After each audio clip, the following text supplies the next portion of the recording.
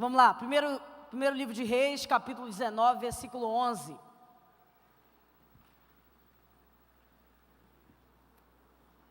Primeiro livro de Reis, capítulo 19, versículo 11. Quantos acharam, digam amém. Melhor.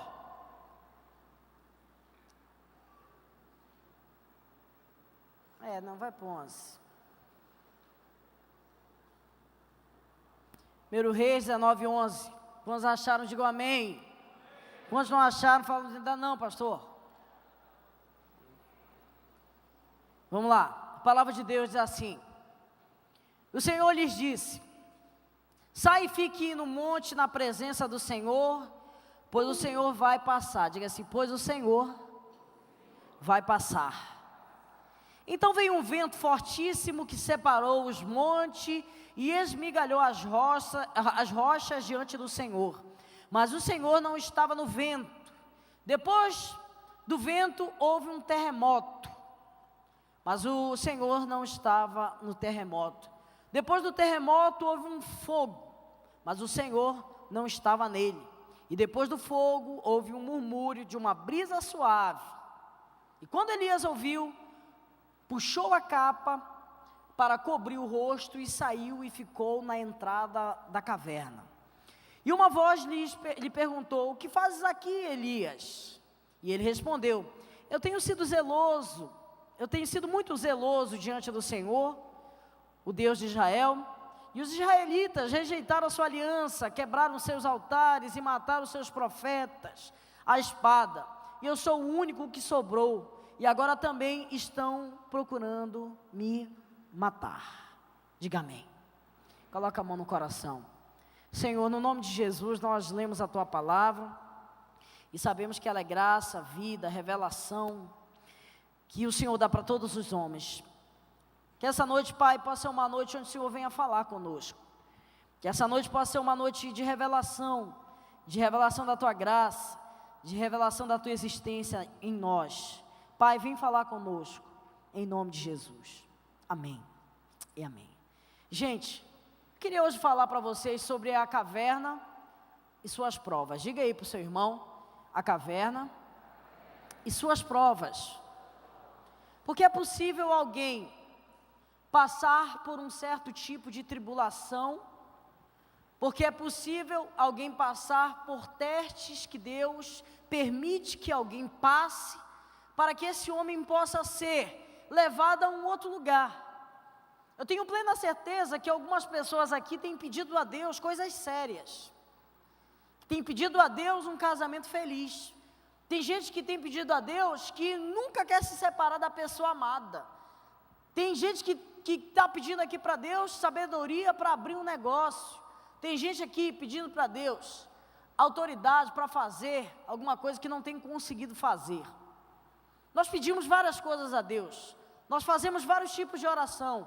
E eu posso dizer que a nossa vida ela é uma escada, que a gente vai sendo elevado a cada dia para um outro nível, onde nós passamos a ser superiores do que ontem, no sentido não de ser melhor, mas sim de aprender a fazer algumas coisas.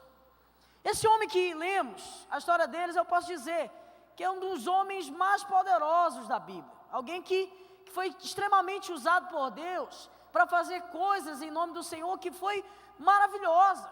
Elias foi como se fosse um super-homem da Bíblia. Ele tinha poderes incríveis, que a gente observa ele fazendo. Esse cara, uma vez falou assim, que Deus estava chateado com o povo, e ele falou: olha, eu vou fazer uma oração, e não vai cair chuva do céu, vocês vão ver.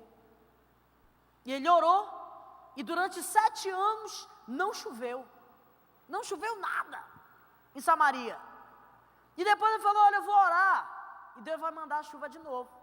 E ele foi, começou a orar, orou. De repente viu uma nuvem, tamanho da mão de um homem. Ele falou: olha, começa a preparar aqui, que vai começar a chover, vai ser um negócio incrível. As pessoas não acreditaram muito e falou: olha, essa nuvem, do tamanho da mão de um homem, ela é o sinal que a chuva de Deus vai vir, e vocês vão ver que Deus está nesse lugar. Porque aquele povo vivia longe de Deus, e ele foi usado extremamente para que Deus pudesse ser manifestado de novo na vida das pessoas. As pessoas, elas tinham deixado o Senhor e tinham se apegado a Baal, que era um deus que era predominante ali naquela região, porque as pessoas, elas se desviaram do Senhor. E Elias era um homem de Deus. Isabel era rainha, e mandou matar todos os profetas do Senhor, e só Elias ficou vivo. E ele pegou, chamou todos os sacerdotes de Baal, juntou todo Israel, era como se todo mundo estivesse observando a cena, e ele falou assim: vamos fazer 2 altares aqui, um altar para Baal e um altar para o Deus vivo. E o Deus que responder com fogo do céu, esse é o Deus verdadeiro. E ele desafiou todos os profetas de Baal, e os profetas de Baal oraram, se rasgaram todinho, se cortaram, gritavam, e Elias falava: olha, grita mais alto, que eles talvez estejam dormindo, e eles não estão te escutando. E Elias mandou fazer um altar também para o Senhor, e além do altar ele mandou cavar um rego, ou seja, como se fosse uma vala, ao redor do altar dele, mandou encher de água, porque ele disse, quando o Senhor mandar fogo do céu, ele vai sugar toda a água dessa vala, desse rego. Ele tinha certeza que Deus ia manifestar com fogo, e ele disse: ah, Senhor, mostra para esse povo que só o Senhor é Deus. E a Bíblia diz que fogo caiu do céu, queimou o sacrifício, e aquele povo todo se prostrou diante de Deus e disse: só o Senhor é Deus. Esse foi um homem talvez muito parecido com nós, alguns de você, que já fez muitas coisas para Deus, mas de repente, no decorrer da sua vida, você começou a passar por momentos difíceis, ou então até de repente um líder seu, alguém que você nem vê mais aqui na igreja, mas que sabe que já fez tantas coisas para Deus. Elias foi alguém que foi extremamente usado por Deus, mas ele soube agir e reagir diante da possibilidade de entrar numa caverna e passar por uma dificuldade muito difícil. E a gente vai ver hoje alguns sentidos que Deus quer que a gente aprenda para sair da caverna, para sair do lugar de solidão. A Bíblia diz que esse homem, ele foi para uma caverna, e ele se colocou ali naquele lugar. A Bíblia diz que Deus enviou anjo para alimentar ele, e quando ele se tornou e ficou de pé, a gente viu isso aqui que aconteceu, começou a vir várias coisas impedindo que ele começasse a caminhar para fora da caverna. Elias foi um homem muito usado por Deus. Deus já tinha mostrado muitas coisas para Elias. Ele usou corvo para alimentar Elias. Já pensou o que é o homem que servia a Deus, não tinha de onde tirar, Deus mandava corvo para alimentar ele todo dia. Uma vez ele chegou com uma viúva num lugar chamado Serepta, e ele falou: olha, você vai me dar essa comida que você está aí, porque Deus vai te abençoar. E a Bíblia diz que multiplicou a comida daquela mulher. Aquela mulher ia fazer a última refeição e ia comer. Esse foi um homem extremamente usado por Deus, mas ele passou por um momento difícil, ele passou por uma caverna, e todos nós aqui, se não passamos ainda, um dia poderemos passar, porque Deus, ele quer usar as cavernas para levar a gente para um lugar mais excelente, melhor, em nome de Jesus. Mas o propósito de tudo isso não é que possamos estar em uma caverna, possamos viver em uma caverna, mas sim que Deus quer nos tirar desse lugar. Diga amém. A gente observa algumas coisas que aconteceram diante dessa cena. A primeira coisa que aconteceu diante dessa cena foi o vento. Quando Elias se colocou de pé e falou: não, agora vai, eu vou sair daqui. Aí veio um vento. Na caverna, Elias foi afrontado a Bíblia diz que foi um grande e forte vento. Não foi qualquer vento não. Foi um grande e forte vento que fendia, ou seja, quebrava as rochas. Imagine tudo, esse homem que estava com medo, se colocou numa caverna. Alguns teólogos dizem que ele ficou em depressão, porque ele pediu a própria morte. Ele queria morrer. E ele falou, Senhor, eu não sou melhor do que ninguém. Mas Deus enviou ali um anjo e alimentou ele. Mas ele se colocou de pé. Mas quando ele se colocou de pé, Deus permitiu que acontecesse algumas coisas para que ele pudesse ser provado, para que ele pudesse sair daquela caverna de uma forma melhor. E o vento veio. Imagine só, os nervos e os sentidos daquele homem já estavam até um pouco mais animados, porque Deus tinha feito um milagre. Mas de repente veio um vento e começou a desmoronar tudo que estava perto dele. O vento, que muitas das vezes vai vir sobre a nossa vida, querendo nos atrapalhar, querendo nos tirar o foco, querendo nos tirar a visão, muitas das vezes não é um vento do Espírito, porque a gente sabe discernir quando o vento é de Deus e quando o vento não é de Deus. Esse vento não era do Espírito, Deus não estava no vento, diz o texto. Veio um vento, mas Deus não estava no vento. E esse vento, muitas das vezes, ele vem representando algumas coisas para tirar a nossa atenção, para tirar o nosso foco, para demonstrar algumas debilidades nossas. Quando o vento vem, a gente pode ver algumas pessoas sendo afloradas em alguns sentidos que elas nem mesmo conhecem delas mesmas. Um grande pastor que eu conheço, ele disse que ninguém conhece ninguém em dia de festa. Conhecemos alguém em dia de dificuldades, em dia de tribulações, em dia de caverna, em dia que o vento vem. E tem gente que clama ao Senhor, mas tem outros que não fazem isso. Ah, tá pior, vai ficar pior ainda. Vou esfriar minha cabeça de uma outra forma. O vento, todas as vezes ele vem como algo que vai fazer você olhar para vários lados e não fazer você olhar para o lado correto. Ventos que vêm com mentiras, ventos que vêm com acusações, ventos que vêm com distrações.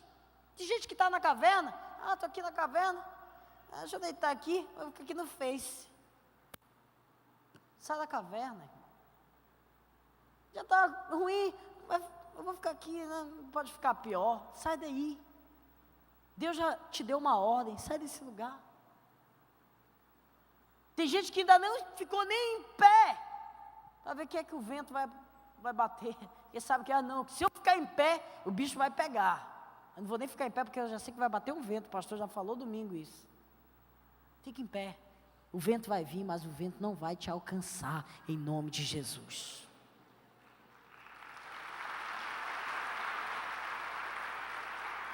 Esse tipo de prova que o escolhido passa é tão terrível que Deus chama isso de grande e forte vento.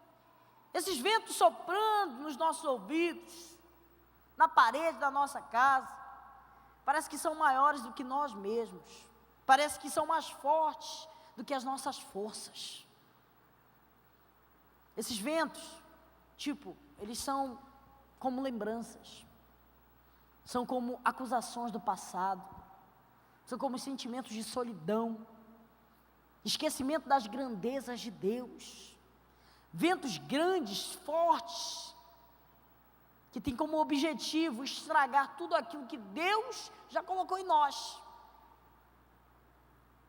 Eu falei sobre o medo algumas semanas atrás, mas o medo é aquilo que vai fazer a fé ser minguada, porque sem fé é impossível agradar a Deus. E o homem que tem medo, ele pode já entrar nesse sentido que o inimigo quer paralisar. Maior que está em nós do que aquele que vem contra nós. O mundo e seus artifícios não são maiores do que o nosso Deus, irmão. Deus quer te usar profundamente, assim como Ele te usou no passado, Ele vai te usar hoje, nesses dias, em nome de Jesus. Um outro sentido que aconteceu com Elias, quando ele se levantou para sair da caverna, foi o terremoto. Depois do vento veio um terremoto, só isso. Alguém já viu um terremoto aqui? Nem eu. Mal o cara saiu, aí veio o vento. Elias já estava na prova. Elias já estava ali naquela situação. E um terremoto, ele fala de bagunça, ele fala de desmoronar as coisas. Fala de existir algo aqui e de repente não existe mais. Caiu tudo. O terremoto fala de padrão. Diga assim, cada pessoa tem um padrão. Padrão de vida, padrão de comer, de beber, de vestir. Cada um aqui tem um padrão. Tem algumas pessoas que podem estar passando por uma caverna e desmoronou o seu padrão. Você não ganha mais o mesmo dinheiro que você ganhava antes. Você não tem mais as mesmas possibilidades que você tinha antes. E você não acreditou nisso ainda, tentou ainda manter isso. Mas já desmoronou. Deus vai construir algo melhor. Mas você vai ter que entender isso. O terremoto, ele fala de quebrar. Mas Deus fala de edificar novas casas. Porque a glória da segunda casa é maior do que a glória da primeira. Talvez alguma coisa possa ter desmoronado na sua vida. Porque isso foi construído na areia. Não foi construído na rocha. Deus, Ele é o arquiteto, Ele que tem a planta que vai formar tudo aquilo que nós desejamos, que nós esperamos. E Elias se colocou, falou, agora vai. Aí veio o vento, depois veio o terremoto, quebrou tudo. Falou, pronto, onde eu vou agora? Imagine só essa cena, de alguém que tinha saído de uma depressão. Aí o anjo deu a comida para ele, se levanta aí, bebê. Aí ele se levantou.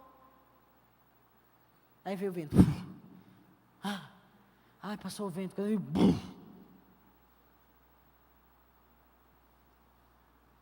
E terceiro, depois do terremoto, veio fogo. Depois do terremoto veio um fogo. E esse fogo, ele não já começou com uma grande labareda. Ele começou como um negocinho pequeno que foi crescendo, a Bíblia diz. Como se fosse um problema que, não, um pedacinho de fogo ali está queimando, deixa lá ele. E aquilo começou a tomar uma dimensão muito grande. E a gente sabe que o fogo, ele incomoda. O fogo, ele arde. O fogo, ele é aquilo que sufoca. Quando nós nos levantamos, esse fogo vai tentar intimidar a gente, nos sufocando, nos paralisando, nos fazendo ficar introvertidos naquilo que realmente Deus deseja para nós. Assim como o fogo tem aspectos, e isso faz com que ele seja reconhecido como uma das coisas que vai fazer alguém ser purificado, ou então ser queimado. Isso a gente precisa entender. O fogo de Deus, muitas das vezes, ele vai vir para refinar alguém. Mas entenda uma coisa, que Deus também não estava no fogo. Aquele fogo não veio da parte de Deus. Por último, Deus estava numa voz mansa e delicada.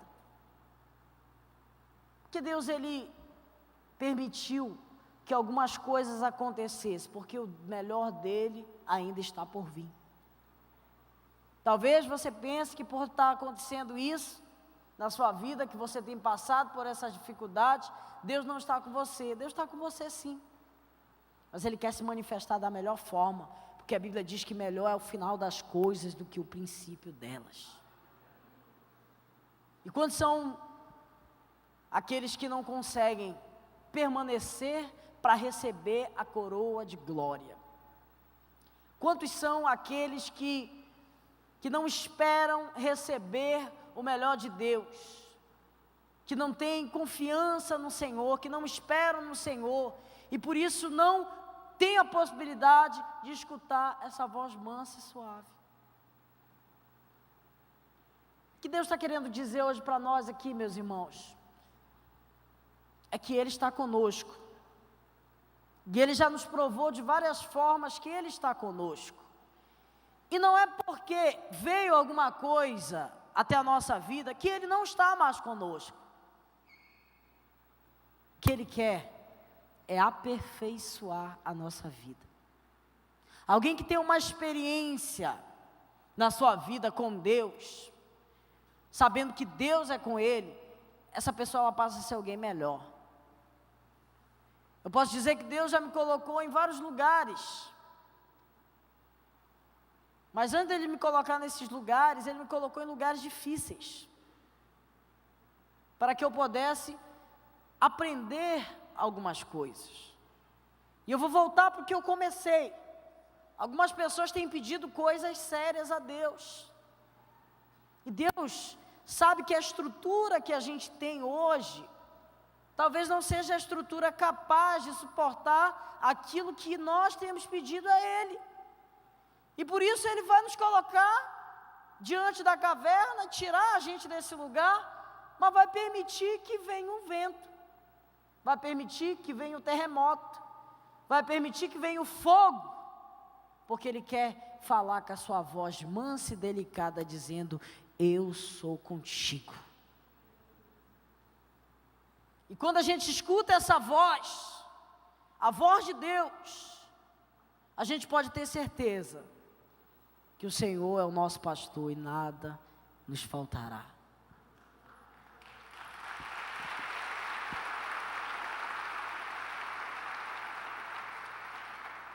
Elias, ele ficou sem expressão em todas essas cenas. E nós precisamos entender que existem 3 coisas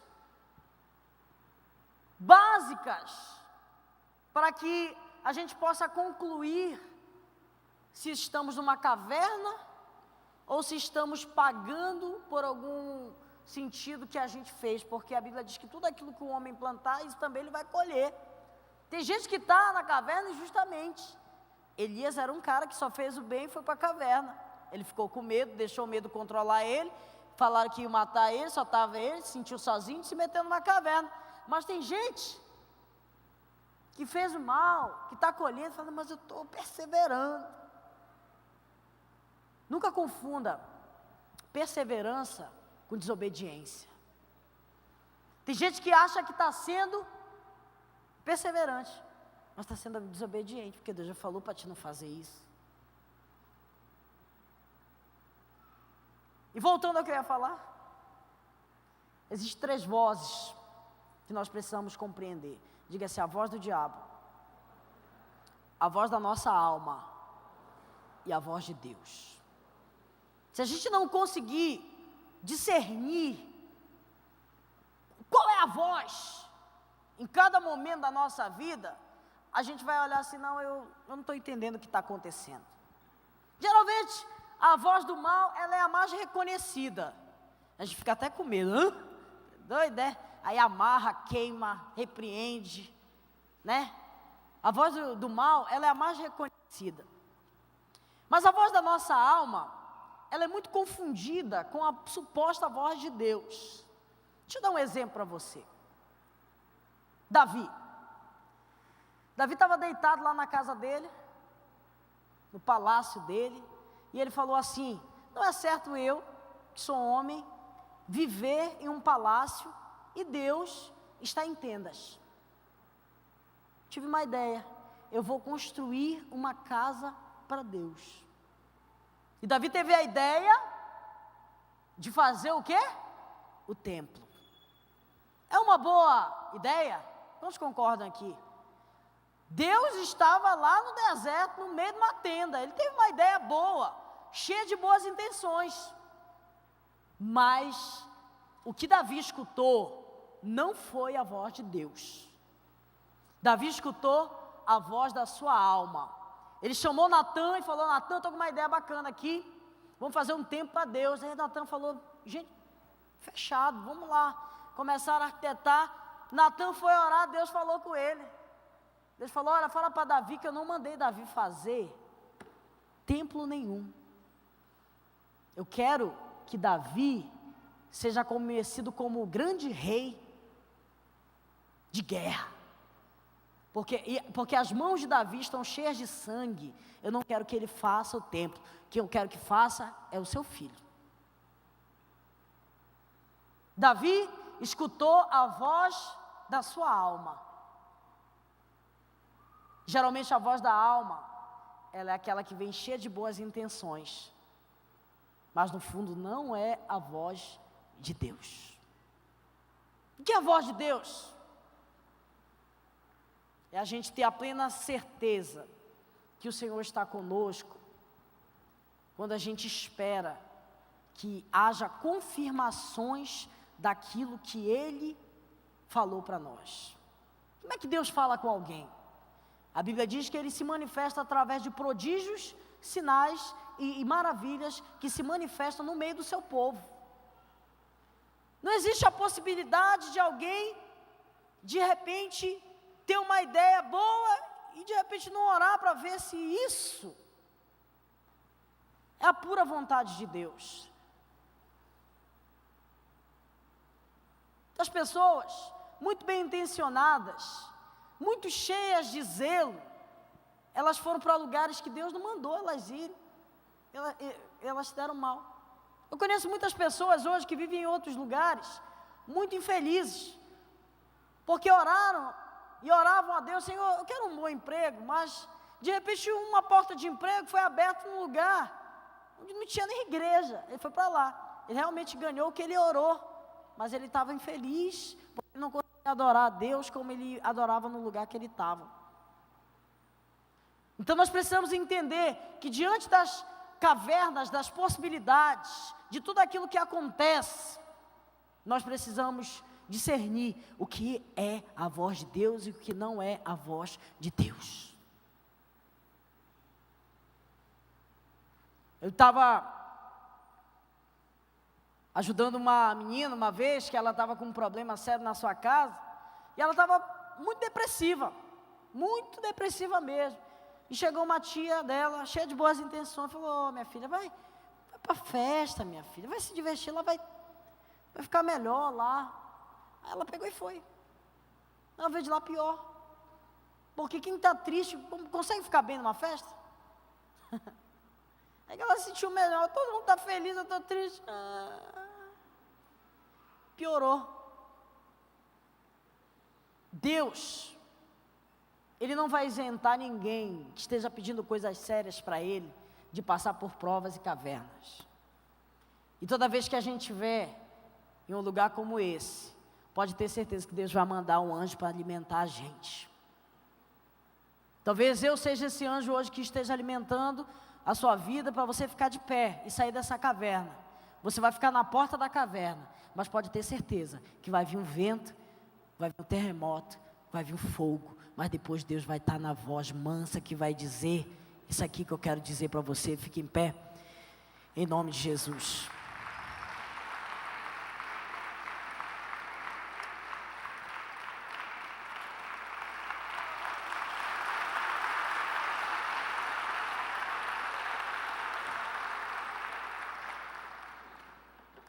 Quando Elias ouviu, puxou a capa, cobriu o rosto e ficou na entrada da caverna. E ele respondeu a Deus: Deus, eu tenho sido zeloso pelo Senhor dos Exércitos. Os israelitas rejeitaram a tua aliança, quebraram teus altares, mataram teus profetas, e eu fiquei só, sou o único que sobrou e agora querem me matar.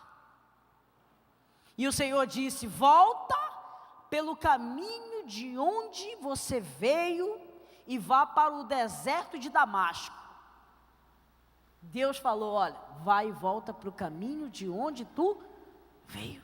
Apocalipse diz: lembra-te, pois, de onde caíste, volta e pratica as primeiras obras. E olha que ele fala: volte ao caminho de onde tu veio, vá para o deserto de Damasco. Chegando lá, unja Aziel, rei da Síria, unja também Jeú, filho de Ninsim, como rei de Israel, e unja Eliseu, filho de Sefate, Abel, Meloá, se quiser colocar o nome do teu filho, para suceder você como profeta. Jeú matará todos a espada, Jezreel e tal, e ele começou a falar algumas coisas. Sabe o que aconteceu com esse homem? Ele foi levado por Deus em uma carruagem de fogo. Elias não morreu. A Bíblia não relata que ele morreu. Ele foi alguém diferenciado. E alguém que saiu da caverna tem que ser alguém diferenciado. E nós somos essa geração diferenciada para a glória do Senhor. Diga amém, diga glória a Deus. Glorifique o nome do Senhor. Senhor, nós oramos, Pai, por essa palavra, que ela possa ser vida, que ela possa ser graça. Senhor, nos lembra dela, todas as vezes que estivermos passando por alguma dificuldade. Senhor, tantos são aqueles que talvez um dia estejam passando por isso. Mas Tu é nosso Salvador. O Senhor aqui nos ajuda, o Senhor que dá a sua mão para nós. Nós precisamos tanto de Ti, Senhor. Nos ajuda, Pai. Nos ajuda a vencer.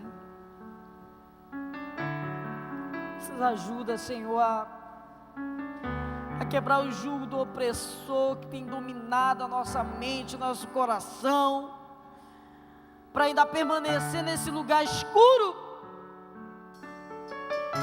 Mas eu profetizo que essa noite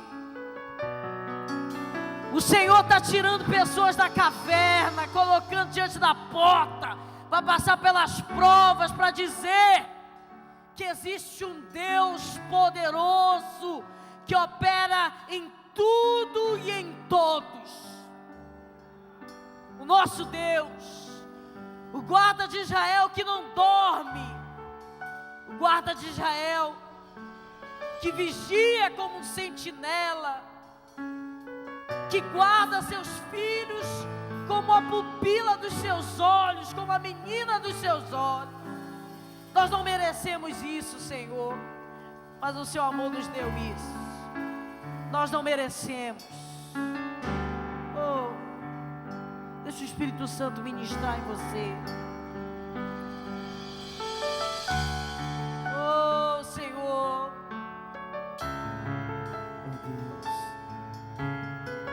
Espírito de Deus, opera em nós, Senhor. Eu não mereço Tua misericórdia, mas Tu viestes de longe, eu escutei Tua voz chamando meu nome.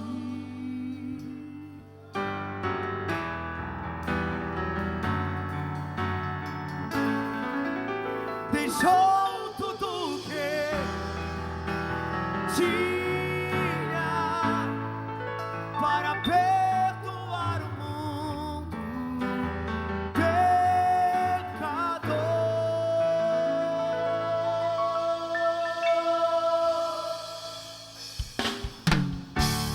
Meu Salvador, meu resgatador,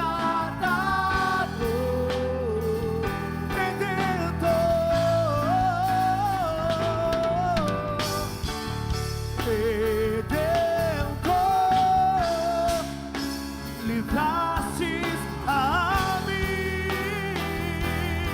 Senhor. Meu Salvador,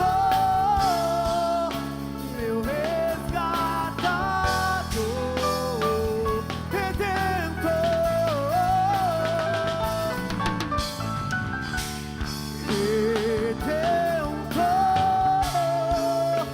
livrastes a mim.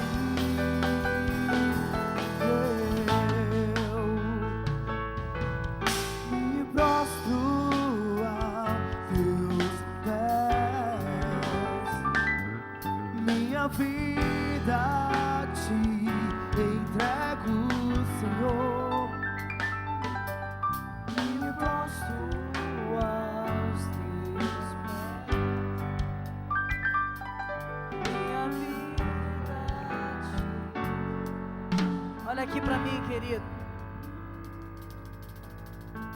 Deus falou comigo agora.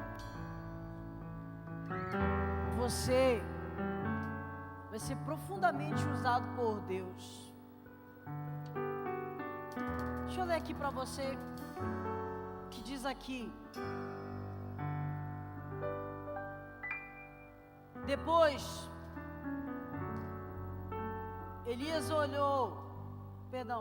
teve medo e fugiu para salvar a sua vida.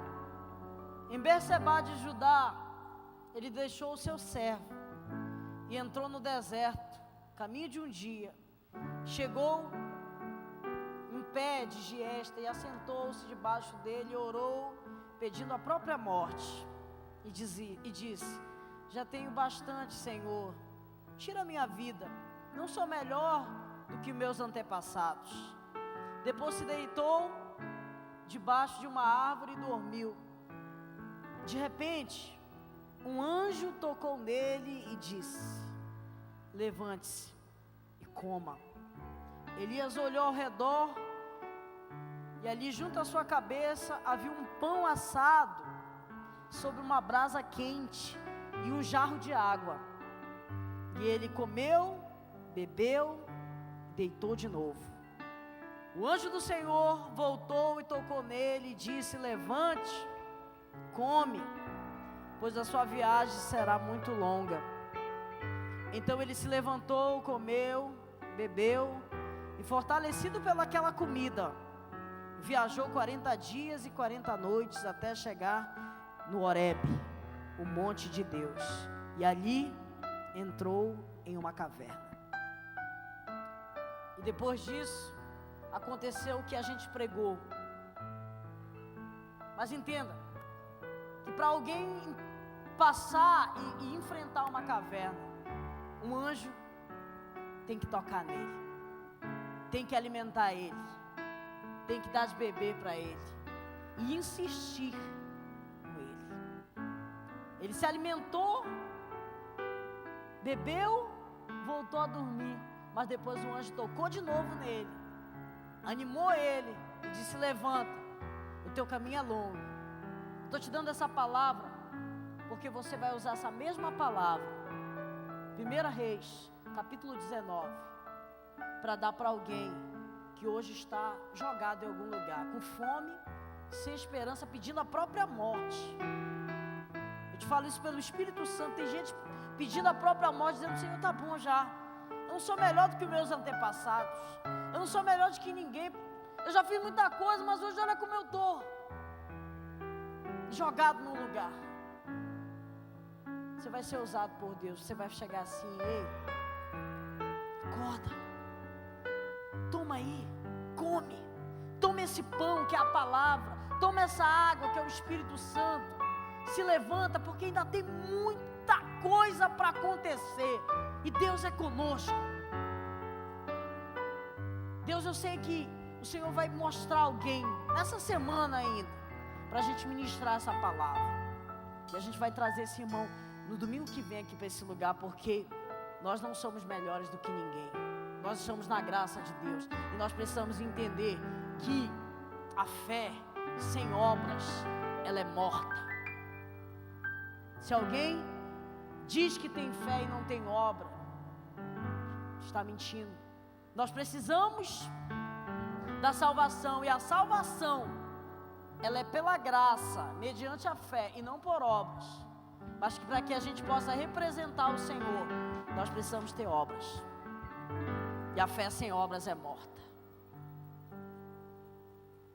Levanta sua mão. Que a graça do Senhor Jesus, o amor de Deus, o nosso Pai, e a comunhão do Espírito Santo seja presente agora e para sempre. Vou em paz e até domingo que vem. Vai ser uma bênção.